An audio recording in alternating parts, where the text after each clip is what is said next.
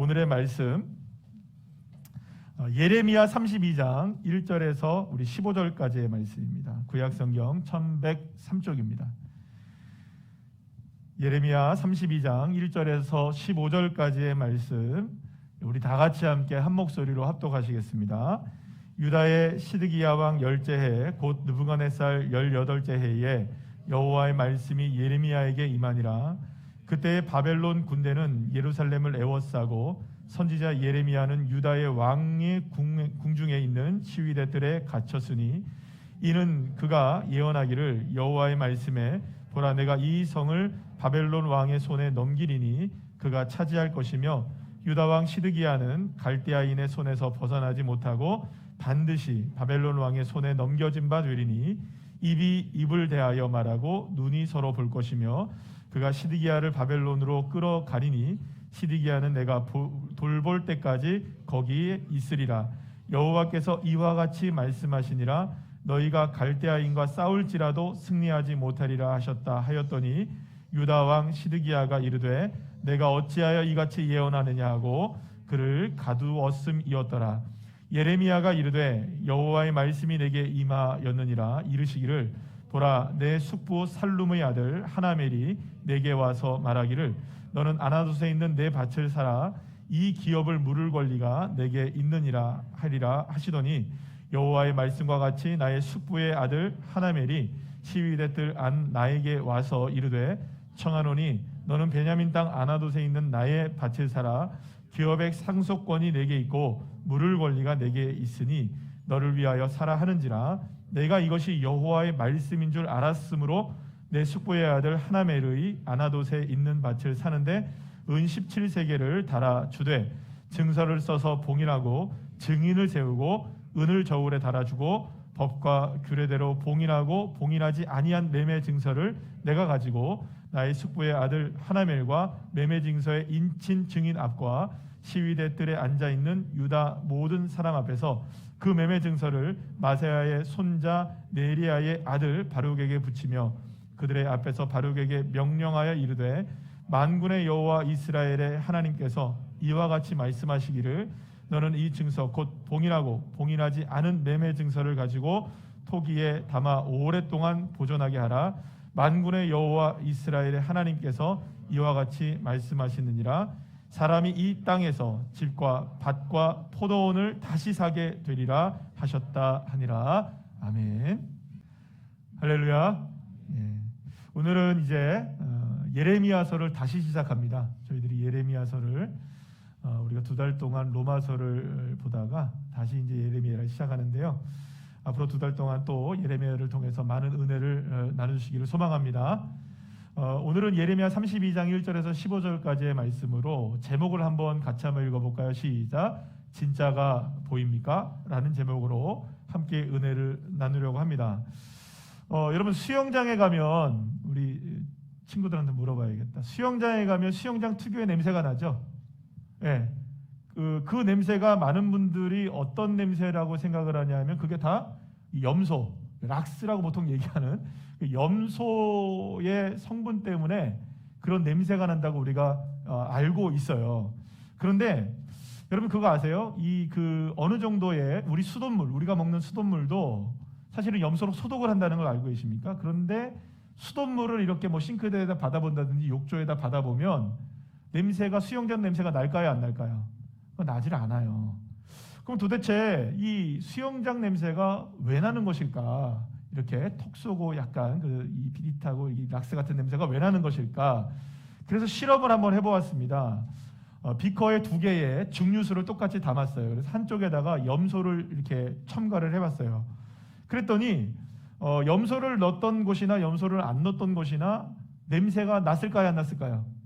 안 난 거예요. 염소를 집어넣는데도 냄새가 안 나요. 염소를 안 집어넣는데도 안 나고. 그러면 여러분 한번 생각해 보면 도대체 염소를 이거 물에다 집어넣는데도 냄새가 안 난다면 도대체 염소가 원인이 아니라는 것인데, 그렇다면 분명하게 나는 이 수영장의 냄새는 도대체 무엇 때문에 나는 것일까? 그런데 여러분 수영장에 가면 수영장 물에 염소만 들어가는 게 아니죠. 무엇이 들어있을까요? 수영장에? 뭐가 들어있어요? 쿠쿠? 뭐가 들어있어요? 콩이 들어있어요? 뭐가 들어있을까요? 여러분 한번 알아맞혀 보세요. 딩동댕. 알아맞히는 사람한테 내가 뭘 쏜다니까 갑자기 고개 숙이다가 탁 드시네. 여러분들 수영장에는 염소 말고 뭐가 들어가 있을까요? 제일 많이 들어가 있는 거. 그렇죠. 사람이 들어가요. 예. 그 수영장에 염소가 들어갔으니까 진짜 염소가 들어가는 줄 알아요. 그런데 여러분, 그래서 수영장에는 수영하는 사람들이 들어가 있어요. 그러면 당연히 수영하는 사람들에서 나오는 것들이 있어요. 침도 나오고 땀도 나오고 그리고 오줌도 나와요. 맞나요, 안 맞나요? 그래서 실험을 해봤어요. 염소를 넣은 비커에 침을 넣어봤더니 수영장 비슷한 냄새가 나요. 그래서 거기다가 땀도 집어넣어봤어요. 그랬더니 또 진하게 나요.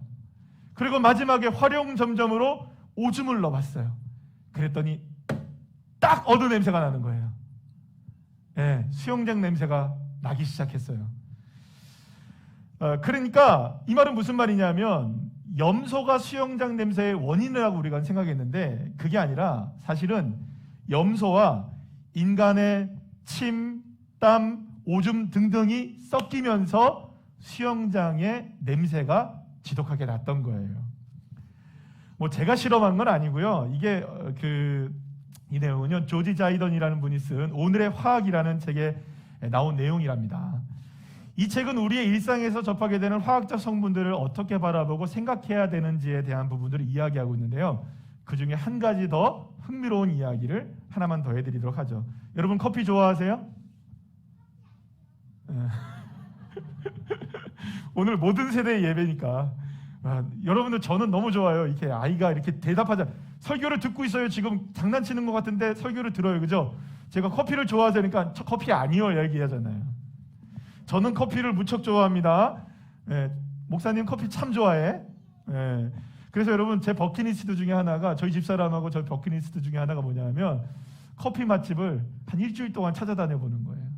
그래서 참 커피 마시고 탁 있다가 또 커피 마시고 딱 하고 언젠가는 이루어지게 될 날이. 그런데 여러분 거 아니라고 막 아멘도 안 해주시고 자, 그런데 언젠가 뉴스에 커피가 심장병 위험을 높인다는 기사가 나왔어요. 우리 교회도 카페 하시는 분들이 계시는데 이런 기사 나오면 큰일 납니다. 그죠? 그런데 오히려 근데 좀 있다가 다시 기사가 나와요. 심장병 위험이 높아지지 않고 오히려 건강에 좋다, 커피가. 그래서 또 막 커피를 마십니다. 그런데 또 기사가 나와요. 심장마비의 위험이 크다. 여러분 커피 마셔야 될까요? 마시지 말라는 말일까요? 자, 그런데 몇 년 전에 또 이런 연구가 나왔어요. 커피와 폐암 사이에 연관성이 있다. 그래서 커피를 마시는 사람이 마시지 않는 사람보다 폐암에 걸릴 확률이 무려 28%가 높다. 와, 여러분 생각해보면 커피 매일마다 한두 잔씩 마시는데 제 폐는 어떻게 되고 있는 걸까요?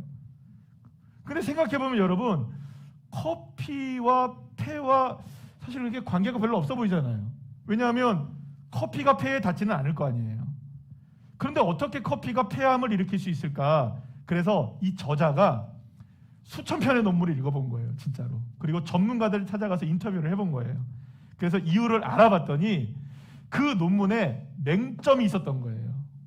뭐냐?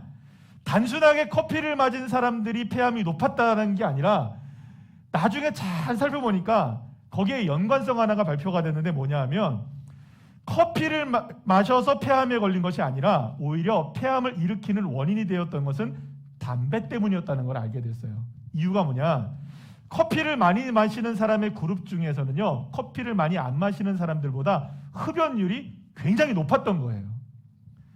그래서 이 커피를 마시는 사람들이 상대적으로 무엇이 많이 걸린 걸까요? 폐암이 걸린 거예요. 그러니까 커피 때문이었을까요? 담배 때문이었을까요? 그러니까 담배 때문인 거예요. 오히려 또 거기에서 이렇게 하니까 폐암을 유발하는 것이 오히려 담배이기 때문에 커피는 얼마든지 마셔도 건강에 좋다, 이런 얘기가 또 나온 거예요. 여러분, 그러니까 사실은 폐암을 유발하는 것은 담배이고 커피는 그냥 지나쳐 나가던 나그네에 불과했는데 돌 하나 맞은 거죠, 그냥. 여러분, 이처럼 관련이, 연관성이 있는 것 같아 보이지만 사실은 다른 숨겨진 요인에 의해서 생기는 것을 따라 해볼까요? 어려운 말인데, 교란된 연관성. 그러니까 진실이 가짜가 되고 가짜가 무엇이 되는 겁니까? 진짜가 되는 것처럼 보이는 일들이 일어나더라. 그러니까 보이는 것만 전부가 아니라 보이는 것 이면에 숨겨진 진실이 있더라. 사실 우리가 살아가고 있는 이 세상에는 이런 일들이 너무너무나 많습니다. 진실이 왜곡되고 진짜가 가짜처럼 보이고, 여러분, 얼마나 염소가 음매 염소 아닙니다. 이 염소가 얼마나 억울했겠어요. 지금까지 수영장 냄새가 자기 때문에 난다고 생각하면 얼마나 억울했겠어요. 그런데 알고 보니까 우리의 침땀, 오줌 때문이었다니까요. 그러니까 억울한 일들이 많은 거예요. 커피 때문이 아니에요. 담배 때문인 거예요. 그런데 지나가던 커피는 억울한 거예요. 나 때문이 아닌데 왜 사람들은 나 때문이라고 자꾸 얘기를 하지? 그래서 여러분, 정말로 이런 일들이 우리에게 비일비재하게 많이 일어난다는 사실을 우리가 기억하면서 우리가 생각해 봐야 될 것들이 많은 거죠. 그래서 여러분, 성경은 우리에게 무슨 말씀을 해주고 있냐면, 보이는 것보다 보이지 않는 것들이 정말 중요하다. 따라합시다. 보이지 않는 것이 정말 중요하다. 이 얘기를 하고 있는 거예요. 이게 제 얘기가 아니라 고린도후서 4장 18절 말씀, 우리 다 같이 함께 읽어볼까요? 쉬운 성경의 말씀입니다. 시작. 우리는 보이는 것들의 시선을 고정시키는 것이 아니라 보이지 않는 것들의 시선을 고정합니다. 보이는 것은 한순간이지만 보이지 않는 것은 영원하기 때문입니다. 아멘. 우리가 오늘 함께 나누고 있는 예레미야의 말씀이 바로 이런 내용을 담고 있는 말씀이라고 할 수 있어요. 우리가 바라봐야 할 것은 보이는 것이 전부가 아니라는 겁니다. 진짜를 바라봐야 된다. 따라합시다. 진짜를 보자. 자, 그렇다면 진짜는 무엇일까? 예레미야는 지금 오늘 본문에 보면 어디에 갇혀 있었습니다. 따라합시다. 시위대들. 여기가 감옥을 얘기하는 거예요. 근데 감옥에 딱 갇혀 있어요. 여러분, 감옥에 갇혀 있으면 자유롭나요? 자유롭지 못한가요? 자유롭지 못해요. 그래서 이 예레미야는 굉장히 자유를 박탈당한 상황에서 지금 이렇게 갇혀 있게 된 거예요. 그런데 갇혀 있게 된 원인이 뭐냐면, 왕이었던 시드기야에게 바른 소리를 했다가 미움을 받게 된 거예요. 당시 유다의 상황은 어떤 상황이었느냐? 바벨론이 쳐들어와서 예루살렘 성을 완전히 포위하고 있었던 상황이었거든요. 그래서 예레미야는 시드기야 왕은 물론이고 유다 백성들 모두에게 이제 곧 유다와 예루살렘이 바벨론의 침공에 의해서 모두 멸망하게 되고 처참하게 무너지게 되고, 그뿐만 아니라 왕과 모든 백성들이 바벨론으로 다 포로로 끌려가게 될 것이라는 암담한 소식을 전합니다. 하지만 시드기야 왕은 물론이고 이스라엘 백성들의 대부분은 바벨론이 아무리 쳐들어온다 할지라도, 결국 예루살렘을 에워싸고 있다 할지라도 절대로 예루살렘과 유다는 멸망하지 않을 것이라는 잘못된 확신을 갖고 있었던 거예요. 그래서 그들은 끝까지 살 길을 찾습니다. 애굽의 힘을 의지하고 또 다른 나라들의 힘을 합치면 얼마든지 누구를 이길 수 있다. 따라합시다. 바벨론을 이길 수 있다고 생각했던 거예요. 하지만 하나님은 그럴 마음이 전혀 없으셨어요. 유다는 반드시 바벨론에게 멸망을 당할 것이라는 것이 하나님의 뜻이었기 때문입니다. 그래서 실제로 BC 586년에 정말로 바벨론에게 예루살렘이 완전히 함락되고 유다는 멸망하게 됩니다. 그리고 결국에는 이스라엘 백성들 모두가 다 어디로 끌려가느냐? 바벨론으로, 포로로 끌려가게 되죠. 하지만 이스라엘 백성들은 진짜 일어날 일들을 바라보지 못하고 여전히 자신들이 가지고 있는 힘, 애굽의 힘, 그리고 또 그런 것들을 의지하면서 하나님의 뜻에 순종하지 않고 회개하지 않고 계속해서 우상을 섬기고 잘못된 길을 걸어가고 있었던 거예요. 그래서 예레미야는 하나님의 심판이 임박해오는 순간 진짜 희망은 오직 하나님께 있다. 애굽의 힘을 빌려서 될 일이 아니다. 우리가 힘을 합쳐서 전쟁을 한다고 될 일도 아니다. 오직 여호와 하나님만이 우리의 희망이다라는 걸 외쳤던 거예요. 비록 이스라엘이 멸망을 당하는 아픔을 겪고 고난을 겪게 될 것이지만 하나님은 끝까지 이스라엘을 버리지 않고 마지막에는 반드시 고난 이후에 회복시켜 주실 것이라는 사실을 분명하게 선포했던 것이죠. 그래서 예레미야의 메시지는 이런 거였어요. 하나님은 진노하신 중에서도 긍휼을 잊지 않고 사랑을 잊지 않으신다. 고난 중에서도 반드시 이스라엘 백성들을 언젠가 다시 세울 것이고 모든 것을 회복시키신다. 회복시키는 진짜 힘은 하나님께 있다. 진짜 힘은 누구에게 있다고요? 하나님께 있다. 애굽에게 있는 것도 아니고 이스라엘에게 있는 것도 아니라 오직 진짜 희망은 하나님께 있다. 이것을 선포하고 또 선포했던 것이죠. 예레미야 30장 17절 말씀 우리 다 같이 한번 읽어볼까요? 시작. 여호와의 말씀이니라 그들이 쫓겨난 자라 하며 시온을 찾는 자가 없은즉 내가 너의 상처로부터 새살이 돋아나게 하여 너를 고쳐주리라. 아멘. 하나님의 심판은 최종적인 것이 아니었어요. 비록 이스라엘이 저지른 죄로 인하여서 바벨론에게 멸망을 당하는 아픔을 겪게 되기는 하겠지만 치료하신대요. 고쳐주신대요. 하나님은 이스라엘 백성들이 끝난 것이 아니다. 다시금 회복될 것이다. 할렐루야. 예레미야는 그래서 하나님의 마음을 다음과 같이 전합니다. 예레미야 31장 1절, 3절, 4절 말씀을 우리 쉬운 성경의 말씀을 한번 볼까요? 시작. 나 여호와가 말한다. 그날이 오면 내가 모든 이스라엘 가족이 하나님이 되고 그들은 내 백성이 될 것이다. 내가 영원한 사랑으로 너를 사랑하였고 내 한결같은 사랑을 너에게 베풀었다. 처녀 이스라엘아, 내가 너를 다시 세우리니 너는 다시 설 것이다. 내가 다시 소고를 들고 기뻐하는 사람들과 함께 춤을 출 것이다. 할렐루야. 하나님은 이런 마음을 원하셨던 거예요. 하지만 이스라엘 백성들은 예레미야가 전한 하나님의 뜻을 전혀 믿으려고 하지 않았어요. 그들은 진짜를 바라보지 못했던 겁니다. 여전히 보이는 것들, 여전히 이 세상의 힘과 권력, 돈과 명예, 이런 것들의 마음이 뺏겨서 진짜를 바라봐야 할 이스라엘 백성들이 가짜의 늪에서 헤어나오지 못하고 있었던 거예요. 그리고 이렇게 모든 사태가 가짜에 물들어가고 있어서 이스라엘이 멸망할 수밖에 없는 그런 위기 가운데 있었을 때 어느 날 시위대 감옥에 갇혀 있었던 예레미야에게 하나님의 말씀 하나가 또 전달되어집니다.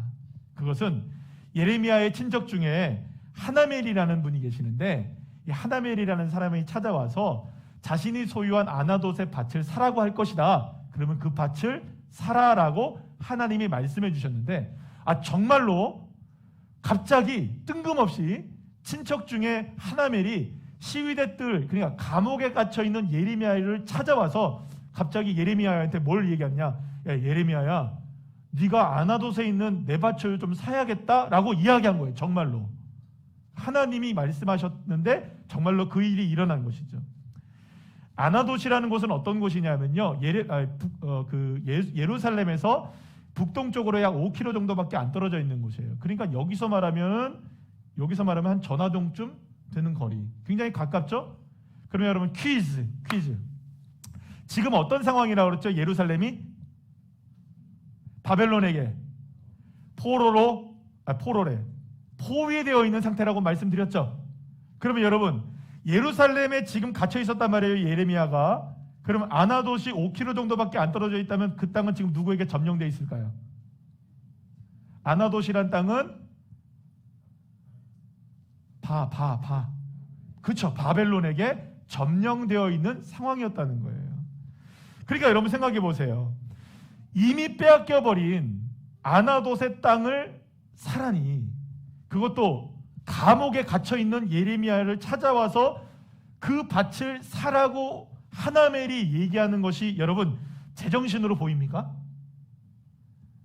그런데 예레미야는 그것이 누구의 말씀이라는 걸 알았어요. 하나님의 말씀이라는 걸 알았기 때문에 예레미야는 은 17세겔을 주고 그 밭, 아무짝에도 소용이 없는 밭, 이미 바벨론에게 빼앗겨서 내 땅이 될 수 없는 땅. 그리고 이 예레미야는 잘 알고 있잖아요. 모든 것이 다 끝나는 거를. 그런데 이미 바벨론에게 모든 것이 넘어갔다는 걸 알고 있는 이 예레미야가 그 땅을 살게 됩니다. 그뿐만이 아니에요. 예레미야는 밭을 산 매매 증서를 써서 하나는 봉인하고 항아리에 놓고 하나는 자신들과 이 매매를 이루게 된 상황을 증인을 세우는데, 어떤 사람을 증인을 세우냐면 바룩이라는 사람을 증인을 세워서 시위대들에 갇혀 있었던 많은 죄수들과 함께 거기서 읽습니다. 지금 하나멜의 밭을 누가 샀느냐? 예레미야가 은 17세기를 주고 샀습니다 라고 증인들을 세워요. 그러니까 결국에는 이 매매가 확실하게 이루어졌다는 것을 선언하게 된 것이죠. 사실 예레미야가 한가롭게 땅을 사고 밭을 살 상황은 아니었습니다. 게다가 바벨론에게 멸망당할 것을 뻔히 알고 있으면서도 예레미야가 이미 점령된 아나돗의 땅을 사는 것은 너무 비현실적이고 어리석어 보이기까지 합니다. 그러나 예레미야가 이렇게 아나돗의 땅을 사게 된 것은 하나님의 뜻이었어요. 그렇다면 어떤 뜻이 있느냐? 이런 거죠. 지금 예레미야는 돈을 낭비한 게 아닙니다. 하나님의 뜻을 바라보고 있는 거예요. 진짜를 바라보고 있는 거죠. 분명하게 예레미야가 믿었던 것이 있었어요. 하나님이 사라고 하시면 이 땅은 회복된다. 아멘이시죠? 바벨론이 이스라엘을 무너뜨리고 포로로 수많은 사람들이 끌려가는 것이 전부가 아니라는 거예요. 망하는 것이 전부가 아니라는 거예요. 보이는 것이 전부가 아니라는 거예요. 예루살렘을 바벨론이 에워싸고 있지만 그 에워싸고 있는 그들을 에워싸고 계신 분이 계시는 거예요. 하나님. 믿으십니까? 진짜 손길은 하나님이시다. 모든 것들을 이끌어 가시는 분은 하나님이시다. 바벨론을 다스리시는 분은 누구시다? 하나님이시다. 예레미야가 아나돗의 밭을 산 것은 오직 진짜 소망은 하나님께 있었다는 것을 믿었기 때문이었습니다. 그렇기 때문에 예레미야가 밭을 산 것은 단순히 땅을 매매한 것이 아니었어요. 모든 것을 주관하시는 하나님, 모든 것을 회복시키시는 하나님, 그 능력과 은혜와 존귀와 권능과 역사하심은 오직 하나님께 있다. 할렐루야. 그래서 하나님은 예레미야에게 이렇게 말씀하시죠. 예레미야 32장 27절하고 42절 43절의 말씀인데요, 우리 다 같이 쉬운 성경의 말씀을 한번 읽어볼까요? 시작. 보아라, 나는 여호와이며 모든 사람의 하나님이다. 나에게는 할 수 없는 일이 없다. 할렐루야. 나 여호와가 이렇게 말한다. 내가 이 백성에게 큰 재앙을 내렸으나 이제는 재앙을 내린 만큼 내가 약속한 모든 좋은 일들을 이루겠다. 너희가 말하기를 이 땅은 사람도 없고 짐승도 살지 않는 황무지이다. 이 땅은 바빌로니아 군대에게 넘어가 버렸다라고 한다. 그러나 장차 사람들이 이 땅을 다시 밭을 사들일 것이다. 아멘. 사랑하는 여러분, 진짜를 바라봐야 합니다. 정말로 진짜를 보시기를 축복합니다. 그리고 진짜를 보기 위해서 우리가 할 수 있는 가장 실제적인 것은 무엇이냐? 진짜를 바라보기 위해서 가장 실제적인 것은 바로 하나님을 믿는 것입니다. 보이지는 않지만 하나님의 말씀을 믿고 따르는 것만이 진짜를 볼 수 있는 유일한 길이심을 믿으시길 바랍니다. 그래서 히브리서 11장 1절에서 다음과 같이 말씀합니다. 우리 쉬운 성경의 말씀입니다. 시작. 믿음은 우리가 바라는 것들에 대해서 확신하는 것입니다. 또한 보이지는 않지만 그것이 사실임을 아는 것입니다. 아멘. 사랑하는 여러분, 세상은 요지경, 가짜가 판을 치는 세상이라고 합니다. 우리를 혼란스럽게 하는 것이 얼마나 많은지 모릅니다. 그래서 여러분, 뉴스도 가짜 뉴스가 많고요. 정말로 가짜가 너무너무나 많아요. 명품인 줄 알고 샀는데, 명품인 줄 알고 선물을 받았는데 세상에 남친이 준 게 가짜였대요. 남편이 준 명품백이 알고 보니 가짜였다. 여러분, 가짜가 한둘입니까? 가짜는 마치 진짜처럼 교묘하게 속여서 가짜를 진짜로 알고 사는 사람들이 얼마나 많은지 몰라요. 그런데 여러분들 예전에 그런 것들 많이 보셨죠? 이런 것 뭐예요? 세상에 장인들 나오는 거 있잖아요. 그런 것들 보시면 어떤 얘기 나오냐? 진짜와 가짜를 구분하는 사람들이 있어요. 근데 그 사람들 가짜를 연구를 안 해요. 뭐만 봅니까? 진짜를 봐야 진짜가 보인다는 거예요. 사랑하는 여러분, 그렇다면 여러분, 우리는 무엇을 지금 바라보고 있을까요? 무엇을 쫓아가고 있습니까? 진짜입니까? 가짜입니까? 아니면 가짜를 진짜인 줄 알고 착각하고 그것을 쫓아가고 있는 것은 아닐까요? 그래서 여러분, 믿음에는 용기가 필요한 거예요. 어떤 용기가 필요하느냐? 진짜를 바라볼 수 있는 용기 말입니다.